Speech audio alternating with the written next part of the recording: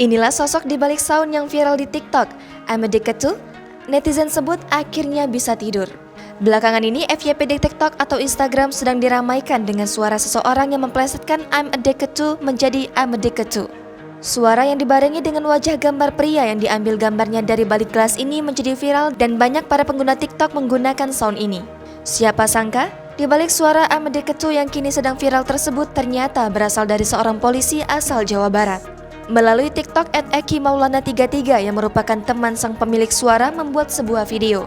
Dalam video tersebut ia membocorkan siapa pemilik suara lucu tersebut. Oh, ini yang katanya yang punya sound, ucapnya sambil mengarahkan kamera pada pemilik suara tersebut. Dengan malu-malu, pemilik sound tersebut hanya tertawa tanpa berkata apa-apa. Sontak video tersebut langsung mendapatkan banyak komentar dari pengguna TikTok. Banyak dari mereka yang berkomentar, bisa tidur nyenyak karena telah mengetahui siapa pemilik asli sound tersebut. Video ini juga telah mendapatkan like sebanyak 3,2 juta dan 10.300 komentar. Oh, I'm addicted to. Oh, I'm addicted to. Oh, ini yang katanya yang punya sound.